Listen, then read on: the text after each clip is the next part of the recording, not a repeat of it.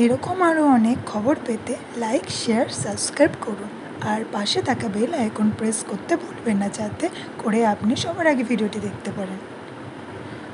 আর আপনার কোনো প্রশ্ন থাকলে আমাদেরকে কমেন্ট করেও জানাতে পারেন।